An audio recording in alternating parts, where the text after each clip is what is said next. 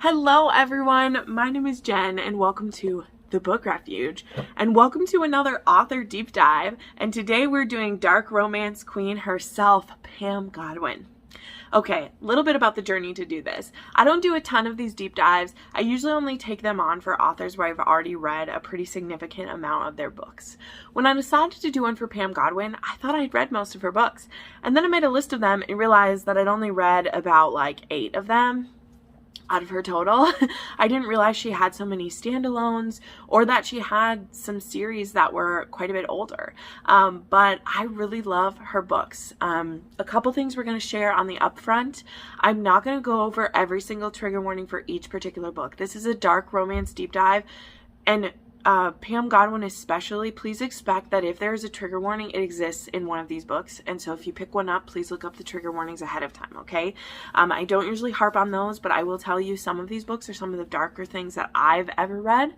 I was quite nervous to read a lot of them, but there's something about the way that Pam Godwin honors survivors and the way that she tells their stories and the way that she fights for justice in her books. You'll see when we get to them, that it made it work for me, even though I was sometimes scared to be reading one of the books. I mean, I thought Dark Notes, which I'll just say, Dark Notes is the first book I ever read by her. I thought that was dark. I thought that was twisted. I had no idea what I was getting into, okay?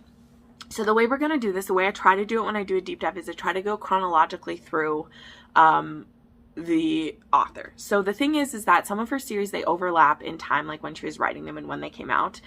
So we're not going to be able to perfectly do that. If I start talking about a series, we're going to talk about the whole series before I jump to another one, even though while she was writing some series, she was writing other things, okay? And so we'll go through the series kind of in chronological order of her writing them, like when she started the series, and then we'll go through her standalones and talk about her upcoming book as well, okay? So that means we're going to start with the trilogy of Eve, okay? The first one in this series came out in 2012, which is crazy. It's almost 10 years ago now. This was a series that I knew nothing about it when I started it. And I saw the cover and I was like, okay. And I read a few reviews that this was dystopian, and I also saw that it was reverse harem. Okay, one other thing, sorry, before we totally dive in. I am going to say what the tropes are in the books and what's happening. So you may be getting some spoilers because of that, because a lot of times for Pam Godwin, those elements are a secret within the story, but I'm going to tell them to you because this is a deep dive, okay? So nobody bitch in my comments that, oh my God, you gave the book away. This is a deep dive. This is for people who love her or who really need to be convinced to read the books. And so that means that I'm going to go a little bit deeper into it. Okay, sorry. Just covering my butt and explaining to you what's going to happen. So this is a dystopian horror, science fiction, terrifying series. That is going to break you, okay? It's going to break you. So the first book is called Dead of Eve, and this is about Eve, who she is living with her husband in their home. Her husband was a prepper, okay, which is kind of cool. And so he was prepared for there to be something to go on. What is went through is kind of sort of like a zombie thing, but it turns people into terrifying looking bugs, like large human-sized bugs, and it particularly was attacking women. And so Eve happens to be, as far as we know, the last living human woman. Other women are still alive, but they're in a bug form, okay?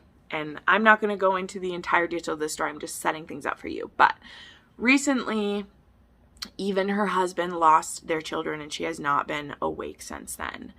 And her husband, who is a wonderful man, is really like, babe, you gotta wake up. I can't do this on my own. You gotta wake up. You gotta be strong now, okay?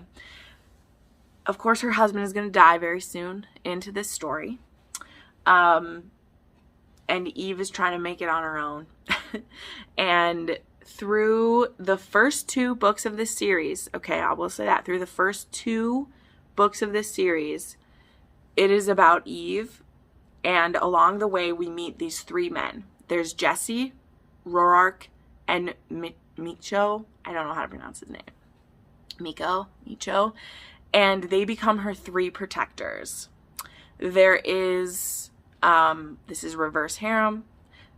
There really is, one thing I'll say is that throughout this series, things are kind of reverse harem because they're very, at the beginning there's one woman and later on there are more women. I won't say how or, you know, what, that's part of the story, but pretty much everything's reverse harem because there are so few women, and that's just how it is. Like, I don't know how else to explain it to you. Like, everything's reverse harem because there aren't very many left. One of them is a Native American warrior. One of them is a priest, and one of them is, I don't know how to describe him. But they become her 3 protectors. And there's a lot of shit that could, like, I don't even know. Like, this series, guys, it's crazy. But the thing that I do want to make clear, okay, because you guys might have remembered when I was reading these books the first time, there is not an HEA for Eve, okay? I'm going to be honest with you because I was blindsided and I don't care. I'm telling you, this is my channel. There was not an HEA for Eve. The first 2 books are about Eve and her 3 men. The 3rd book is about Eve's daughter, Dawn, and her love interest, Salem. And we are trying to once and for all save humanity. So this is dystopian. Pam Godwin, she was writing a story that she said she was terrified to write, but she wanted to write it anyway. And if you like some of those more gruesome, if you like horror, but you still want it sexy, there is some MMFM content, which is interesting. And yeah, I don't know what else to say. We're going to move it along. But this series is whoa. It's not my favorite thing, but it was fascinating. And by the end of book 3, I was glad that I read this series, even though after book 2, I was like ready to burn some houses. Okay, so be warned. Book 2 does not have an HEA for Eve, okay? But book 3 and the world as a whole does have an HEA by the end of that. Okay? All right. Moving along. So there was that series. Again, in between this, she had standalones, but we're going to go through the series chronologically. The next series she started, although it just recently finished, is the Deliver series, aka the Freedom Fighters. That's the low-key name for this series. That's the name we're going to focus on. So for this one, I actually have the books, even though I'm going to show the individual ones in a moment, because we're going to talk, again, I'm going to give you the little premise for each one of them in the series. But I have these beautiful bind-ups of the first 3, Deliver, Vanquish, and Disclaim. They're absolutely gorgeous. I can't, even the slip, there's a slip cover even, and it just looks like that. These are very tame covers compared to what I'm about to show, okay? What I'm about to show is almost going to look like porn. Then there's books 4 through 6 here. Devastate, Take, and Manipulate. Beautiful. I can't wait for the 3rd set of these to come out. So there's 9 books in the Deliver series. This is a dark, dark romance series, as I said at the beginning. Check the trigger warnings for this, and you'll see what I mean as I start to talk about these. But the Deliver series starts with Josh and Liv. And Liv, with her partner Van, they kidnap young people and train them as the perfect sex slave and then sell them to a buyer. So they will get a list of qualifications, and then they will go hunting for that person who fits it, and they will take that person and they will train them for a certain amount of weeks to make them the perfect slave, and then they will sell them. Okay? So at the beginning of this book, Liv is hunting Josh. He is a young virgin Christian who's going to seminary school, or it's not seminary school, but he's going to school to be a pastor, and she kidnaps him after one of his football games, and she takes him to the attic where they train their slaves, and the training begins. Only Josh, who is a brave boy, is willing to reach out to Liv and try to get to know her and try to get to crack open her shell and find out what's made her so broken and see if there is a way to save both of them. So this book starts off the series. Now I'm going to continue through what the books are about. And as I've said, they're mild spoilers because a lot of these books, the villains from the one book will then get their own story in the next book. So if I've told you enough about this just by telling you what the beginning of it is, you can skip through all my descriptions of these. But I love this series and I want to talk about it, and I think it's amazing because, and now like the spoilers are going to start, I'm not going to put up a spoiler card because there's going to be mild spoilers through all the next part until we start talking about Tangled Lies. So if you want to skip to the part where you see the Tangled Lies come up, you can do that. But now I'm going to continue, okay? So then the second book is called Vanquish. And this book is about Van, who is kind of seen as a villain in the first one. Not kind of. He is.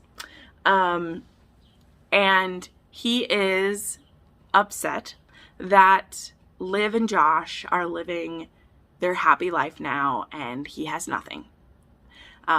He was also a victim being forced to kidnap other people. Both him and Liv were forced into that because of reasons. And he decides that he wants to take Liv back. He's like, I've done it before. She was my first victim. I'm going to get her again.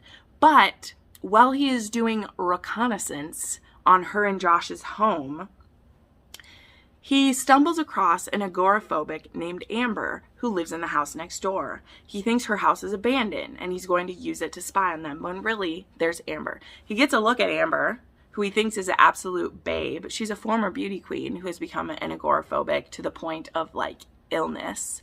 And so he drugs her and kidnaps her and decides, I don't need to take Liv, let me take Amber and I'll make her my perfect pet. But he's bitten off more than he can chew because Amber is sick. Like, she is agoraphobic. It is terrifying. And Van just can't understand why she can't just let it go. He's like, hey man, why are you holding on to this? So it's a very interesting change for Van, who now he's taking this woman who he's starting to care for, and she's really fucked up.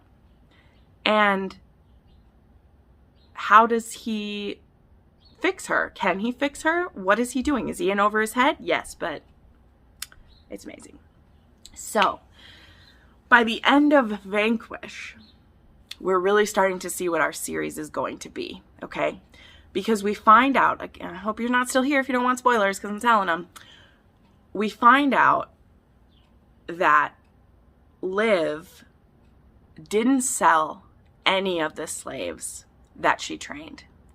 She actually would use them to meet the buyer, kill the buyer, take their money, and free the slaves. So there are 8 other slaves who are free, who now fight against slavery.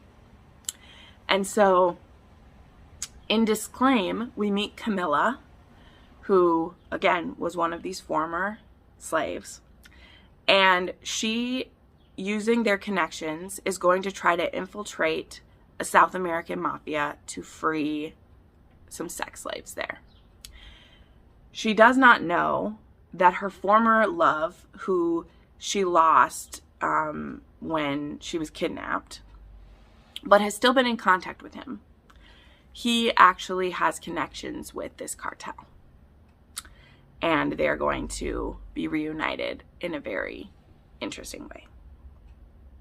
And then next we have Devastate, which is about Tate, who is our slave, and Lucia, who is Camilla's sister, who she knows is being held captive by this horrible person named Tiago. And so Tate takes, I believe Van comes with for this, because Van, throughout the series, Van is kind of like making up with the different people that he had, you know, kidnapped and raped. It's an interesting dynamic, okay? But for the greater good, they all work together, okay? And Lucia, from what it seems, is part of a honey trap where she helps kidnap businessmen, sexually blackmail them, and then try to get a ransom for them. She is being poisoned, and every so many days she needs the antidote, and if she doesn't get it, she will die. But of course, Tate doesn't know that, and he needs to convince this woman that, number one, he comes from her sister, and number two, will he be able to save her if he tries to take her back? Then we have Take, which is about Kate and Tiago. Yes, Tiago, who previously mentioned is the man holding Lucia captive. Pam Godwin likes to do this very frequently, my friends. She will take the villain, and I mean, they're not a hero now, but make them like an anti-hero. Kate ends up getting kidnapped at the end of the previous book, and now she is in the hands of Tiago. And I don't know what else to tell you about this one, guys, because I don't know how I loved Tiago by the end of this book, but I did. I literally don't have anything to tell you. I don't know how. Then book 6, one of my favorites in this series, is called Manipulate. And this is our first MMF that we have. Ricky and Martin, yes, who were 2 of the slaves. And I can't remember who's who just off of memory, but one of them is in love with his friend. And now, as I've said, Van raped and conditioned all of these people, okay? So he has raped all of the men. He has raped them at one point. Some of them were already bisexual, and some of them were not. So one of these friends, he is not bisexual, or so he thinks. And he's traumatized what Van did to him. Whereas the other one, he is bisexual, and he actually will go still see Van sometimes to be dominated, not to be, because he's not allowed to have sex with anyone but Amber anymore, but to be dominated to kind of get a release in that way. And he's in love with his best friend, and he knows that it might not happen because his friend was raped and he's not willing to move on from it. But they both decide to go undercover in I think it's in New Mexico or Colombia, I don't remember where, in a prison to try to break up a child sex trafficking ring. Okay? And our heroine's name is Tula, who was a teacher who ended up getting kidnapped and put in prison. And she's been under the protection of one of the prisoners there. And she sees that Martin and Ricky have come into the prison and they want to see if they can work with them. And so she gets sent to kind of like feel them out. And I won't tell you more, but this ends up being an MMF. And I do mean MMF. So our boys work out some of their issues. Then, because the way she does it, Tula has a sister named Vera that we've heard is a part of a different sex trafficking ring. And so Luke and Tomas, this one isn't a MMF, but they get sent together. Luke and Tomas get sent to have Luke pretend to be a buyer who's there for a sex vacation, to find out what's going on, to find out which women are purposely there and which ones are not there by choice. And so Luke is trying to determine if Vera is a part of this or not. And he's hoping not, because he would hate to tell Tula that her sister is a sex trafficker. Then Dominate is book 8. And at the end of Unshackle, sorry, I didn't even say the name of that one, Unshackle, Tomas finds out that this is such a weird setup. So he had a friend who he had been messaging or emailing and who never answered him. And he would tell this person everything about him. All the illegal things that he's been doing with the freedom fighters as someone to like vent to. And then he discovers that this phone is in the hands of not who he thought it was, not a dead woman, but someone real. And her name is Riley. And she is just recently gotten divorced. She's an older woman. And she reaches out to him, knowing that this is pretty risky because he could be very angry that she has all of his information when he finds out she's a real person. And Tomas, realizing that he fucked up and has told a civilian all of these things about their operations, goes to find her and kidnaps and tortures her to find out who she is and what she knows. And that's going to be an interesting journey. And then finally, we come to book 9, which is called Complicate. And this is about Cole and Lydia. We'll talk more about Cole in a minute. But Cole is a figure who is a part of another series, again, which I'll talk about in a moment. And for the last few books, he hasn't been a sex slave. He was never a sex slave, but he's former military, and he has teamed up with our freedom fighters to give them expertise and to help them out because he believes in the cause. And this is him. He actually gets kidnapped and tortured and sexually tortured by Lydia, who needs some information from him. Oh, this book was amazing. So let's switch over. Like I said, I was going to continue through a series before I switched to another one, but midway through the Deliver series, Pam Godwin wrote the Tangled Lies trilogy, which is 1 is a promise, 2 is a lie, and 3 is a war. This is a series, guys, that I will not read. I don't plan to ever read because this isn't a threesome. This isn't an FFM or an MMF or a whatever. This is a love triangle trilogy where Cole, Danny, and Trace are in a triangle. And as I've already said, Cole is with someone named Lydia now. But the setup of this story, from what I know, because I did start reading Once Is a Promise, and then I found out that it was not a menage, but a love triangle. And I was like, nope, Pam, I love you, but peace out. Cole is believed to be dead. She was his fiance.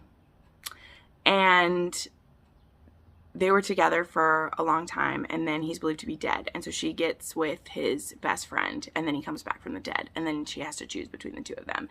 And she doesn't choose Cole, the man that she was with for all that time. She chooses Trace. And I don't have time for it, okay? So there's my mini rant. I'm moving right along. I know a lot of people love this series. I hear it is beautiful and wonderful, but I would rather lose a toe than willingly read that trilogy. I'm just saying. I love Pam, if you ever see this, please don't ever watch this. Please don't ever watch this. I'm sorry, I just can't. I can't do it. All right, and then the last series, the last trilogy that I want to talk about, which I did read all of them and enjoyed, is the Trails of Sin series. This was started in 2018. I think all 3 of the books came out in 2018, and the first one is called Knotted, and this is about Connor and Jake, Connor being the heroine. And they have been sweethearts. And this book starts with, they are going to, I believe they're both virgins. They're going to mutually deflower each other. And they're into a little bit of kink, even though they haven't done much yet. And so Jake ties her to a tree. And then they get attacked. And he gets beaten. And she gets brutally raped. And he's the one who tied her to a tree. So let's just say that really fucked them up. And so then they try to make it work, but he just can't stop seeing how he failed her. And she just can't stop, spiraling. And so they go their separate ways. And I don't want to say too much more than that because I really did like this book. And it is one where BDSM is used as healing at a certain point in this story, which I am just crack for that. We definitely have some more of those to talk about soon because Pam does it so good. She writes BDSM as healing. Fantastic. Then there is Buckled, which is about Jarrett, which I believe is Jake's brother. I'm not 100% on if they're all 3 brothers or if I'm not sure. I think one of them is Connor's brother, and then I don't know. And whatever. And maybe Quinn. So maybe is the heroine. and the hero is Jarrett. And maybe shows up on the farm, on the ranch, because she wants to get some information about something. And I have to be vague about it. I'm sorry, but I do. And Jarrett is very suspicious of her, but also thinks she's hot. And so is like, hey, if you want to work on the ranch and be my fuck buddy, you can. And maybe you'll find out some information. That's a vague explanation, but it's good. Then the third one is called Booted. And this is about Lorne and Raina. Now, Lorne is an ex-con. He is just getting out of prison at the beginning of this book. He was in prison because one of the men who raped Connor, he killed him. So he's just getting out of prison all this time later. And then Raina is their dad's, so like the brothers, their dad's ex-girlfriend. She is younger than all of the guys, so much younger than the dad, and she was in a very abusive relationship with the father. And so she's escaped, and they're trying to take care of her, and she keeps trying to run away from them because she's like, I just want away from your family. You're absolutely crazy. And they're like, you're not safe. Our dad's going to come and get you. And so they keep her, and there you go. This series all has kind of some like light BDSM. It's definitely much lighter than some that we're about to talk about, but they're a good time. I mean, Pam writes a good book. There's good. All of those ones are on audio, by the way. Very good. Very good. Okay, and now let's talk about her standalones, of which there are currently 5 of them. So let's jump into those. These were the ones that I really had to finish up before I could film this video, and I'm so glad I did. I had a great time with all of them. So her first standalone was written in 2013, and this was called Beneath the Burn. This is a rock star romance, and it also is so dark, guys. It is so dark. Our heroine's name is Charlie, and when she was 16, her father lost her in a game of cards to a psychopath, a billionaire psychopath. And so she was kept as his sexual slave for quite a few years. And then she escapes, and so she lives under like assumed name. She is a traveling tattoo artist. She goes from place to place trying to make money and then moving on. Her and Jay meet one night. Jay is on the cusp of stardom. He also has a lot of trauma in his past. Again, please check the trigger warning for this book, guys. This one has like all of them. Just all of them are in this one. And they have a chance encounter where she's about to close down and he really wants a tattoo. And so she agrees to start the tattoo for him because he wants a really big tattoo to cover his entire back. And she gets started on it. And then when they part ways, he decides that he is going to clean up his life and be worthy of a girl like Charlie. Well, that night, Charlie goes home. She has a boyfriend. She did tell him she has a boyfriend, and he's like, I'm going to win her away from her boyfriend. Like, he has a plan. Well, that night, she goes home, and her boyfriend proposes to her. He's a police officer, actually. And her ex-psychopath man, he's not her ex, she was never with him, her terrorizer sends men who kill her boyfriend and take her back. And so when Jay comes back to town, because he has to go on tour, he comes back 6 months later and he's cleaned up his life and he wants to see this girl again and see if he can win her away from her boyfriend. He hears that she died because there's some things going on behind the scenes where they're trying to rescue her, but because he doesn't want word to get around that she's being looked for, her, and this is hard to say this, like her possible brother-in-law, so like her boyfriend's brother, so not her brother-in-law, but that's the relation, he says that she's dead. And so Jay spirals into just all the things, drugs and sex and all these things, because he hears that she's dead, and so his chance at a new life is gone. And Charlie's being held captive by her tormentor again. And that happens for a while until she's able to be rescued. And then she goes on the run with her dead boyfriend's brother because they are going to find a way to take down this billionaire psychopath. So they go on the run together for 2 years. And then her and Jay have a chance encounter again. but they are in very different places now. This book, again, has BDSM as healing for both of them. And it was really beautiful. This book, guys, this was a tough one, but this was one of her first books she wrote, okay? She had written Dead of Eve and then this one. And it's so good. It's so good. Then there's Dirty Ties, which was written in 2015. And this is about Casey, who is a wealthy woman. She has a husband named Colin. And they are in, I don't know if they're in politics or business or what it is, but they have been best friends since they were young. And Colin is gay. So they have been with people together, men together, in an MMF scenario where they're both with the man but not with each other for many years. But they have to keep these secret because if word ever got out, it would ruin everything. So this is one where you could say there was cheating in it if you squinted hard, but it's one of those where, like, literally he has no sexual attraction to her at all. They're best friends. They were kind of like pushed to marry each other, and then we're like, well, we'll be, you know, she was like, I'll be your beard. Let's do it.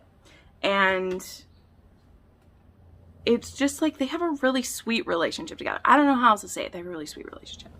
She has a secret hobby. She likes to race motorcycles. And there's a particular vigilante motorcycle racer named the Evader that she has the hots for, like major hots for. And she keeps putting herself in his path, and they end up having a really hot night in an elevator together. But this Evader gentleman, whose name is Logan, he is connected with Casey in some other ways that we won't share, but there's some other ways they're connected. And so he ends up recognizing her and knows that she's married, you know, because nobody knows that her marriage isn't real in the sexual nature anyway. And so he just looks at her as this, like, wow, you cheated on your husband. So he has this bad view of her. And so when they meet again, he's kind of fucking with her. But there are things happening in this one. This isn't a mafia, but I feel like this is as close to like mafia as Pam is, because it's like wealthy businessmen and like dirty dealing stuff and everything. So that's happening. Then there's my first book I ever read by her that came out in 2016, and that is Dark Notes. This is a student teacher. It starts as an underage student. And this one, again, so many trigger warnings. Particularly, I will add, because it's not a normal trigger warning, there's a violent death of a pet in this book, okay? I'm going to warn you about that. But our heroine's name is Ivory, and she has been used for her body since she was 15. So much so that she doesn't even know that she, like, has rights to her own body anymore. Like, her no has ceased to mean anything. And then there is a new teacher at her prodigy school. She goes to this musical prodigy school, and she has a new teacher named Emmerich. And now Emmerich left his previous school in a bit of disgrace.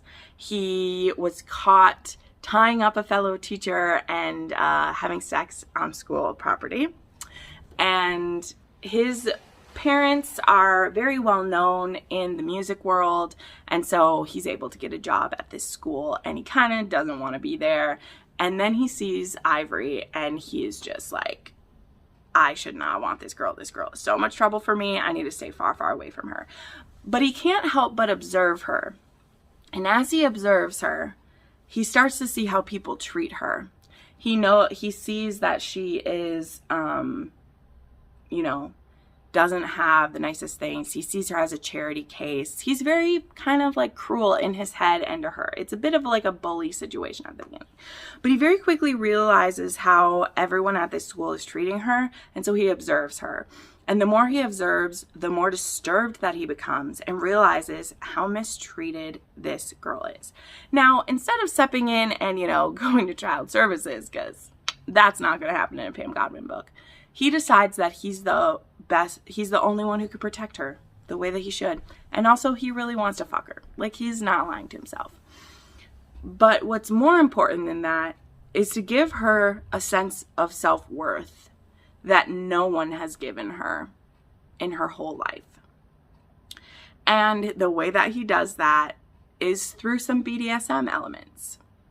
As I've come to learn, definitely lighter elements than Pam has done in some other books. But this was the first one, guys, for me personally. This was the first book that I ever saw BDSM as healing. I read this book quite a few years ago now. And the way that Emmerich is able to rebuild her self-worth and to show her that her voice is important, to show her what a safe word is and what it means. And when she uses it, it will be respected. He gives this girl her power back. And so whatever other like hindrances people have, I know this is an inappropriate situation. I don't want it to happen in real life. I don't want what was happening to her to happen in real life anyway. Like, this girl has been traumatized, and this hot teacher is able to give her self-respect and self-worth back and protect her when no one else has been able to. And it is so beautiful. This is so beautiful. Then there is Incentive, which came out in 2017, and this is about Decker and Lainey. This is an older woman romance. This is a celebrity romance. This is a kind of marriage of convenience. It's not a marriage. It's like a relationship of convenience. So we have Decker, who has been working at this bar, and at the beginning of this book, he gets sexually assaulted by his boss. Like, it doesn't get fully put through, but he has a female boss, and she propositions him for sex, and when he says no, she fires him. And so he has this friend who always comes into the bar who has been telling him that he could make a lot of money if he tries working with this one program that basically partners you with a mate, but you are with them for a long-term contract. So it's kind of like being in an arranged marriage, and they're very careful and diligent about how they set people up together, and then you are with the person. Decker doesn't want to be a prostitute. He's really like nervous about this. He's like, I don't want to get involved in anything like this. But then he agrees to a meeting, and after talking with the director, he gets paired with this woman named Lainey. And Lainey, as I said, she's an older woman. She's an actress, and she needs someone to be her. She recently went through a divorce. Her husband cheated on her. It wasn't good. And she's looking for someone to be like a quickie, like not quickie as in sex, but like, I mean, there is sex, but a quickie relationship, and someone who knows the score and will be there because they signed a contract. Well, Decker quickly realizes that Lainey thought she was going to be in control of him. And he's like, fuck no. Like, I think you need me, but I'm not going to be the submissive man here. Like, I'm going to help you with some of your issues. I really like this. I wasn't expecting this book. I had no idea where it was going. Like, by the time I read some of these ones, I was already so into Pam Godwin. You know, I was trying to finish up this video that I was going to read any of the books. And this one just really surprised me. Like, I really enjoyed it. And now the last book that is currently out, and one of my favorite books of all time, is Sea of Ruin by Pam Godwin. I don't know why I keep saying who it's by. This whole video is by Pam Godwin. This one came out in 2020. I can't believe it was only 2020 that this book came out. But this book is, again, we're still where I'm saying what the books are about. This is an MMF relationship. But you don't expect that when you go in. So yeah, boom. If you don't know about this book by now, I can't help you. There's also The King of Libertines, which I haven't read yet. I'm saving for a rainy day, which fits into this book somehow. But this is about Bennett, who is a female pirate, and she has a husband named Priest, but they've been estranged for a couple years because not long after they married, she found a letter written to him by a lover, who she doesn't know who it is, who of course she assumes is a woman, and she's like, tell me who this person is. If you let me go and kill them, then we can be together. And he refuses to say who this partner was. So she leaves him. And he's been chasing her for 2 years because he loves his wife and he wants her back. And Bennett refuses to be second best to anybody. Bennett, being a pirate, ends up getting captured by Ashley Cutler, who works for His Majesty's Navy and is a pirate hunter. And so he captures Bennett, and instead of keeping her in his hold full of other pirates who would happily rape her until she can't stand up anymore, has her stay in his cabin. And he warns her. He's like, you can try all your sexual games. We can even, maybe I will have sex with you, but I'm still taking you to England, and you're still going to hang by the neck until you're dead.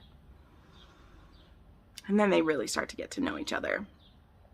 And I think maybe what I'll keep a secret is how these three people end up together and how that happens. But you definitely haven't seen The Last of Priest, and this book has an HEA with all three of them. So there you go. I've outed it. It's for real. And if you don't own a copy of this book, what are you doing? It's so pretty. It's so pretty. But yeah. Okay, wow, we made it through. The last thing I want to mention is that in June, coming up very soon, Pam Godwin has her newest release, which is called Lessons in Sin, which is going to be a student-teacher priest romance, because I believe that it's a Catholic school and he's a priest and with a student. And I'm very excited because I haven't read a student-teacher since my favorite one ever, so I'm very excited to see what she's going to do with that. Like, oh. But anyway, there you go. There's my deep dive into Pam Godwin, one of my favorite dark romance authors. If you made it this far, make sure you give me a like. Make sure you subscribe to this channel. I do have some other authors that I have done deep dives for, including T.L. Swan and who else have I done? I've done Eloisa James and Julia Quinn. Make sure to check those out. And yeah, if you want to watch some more videos, you can do that right now. Bye.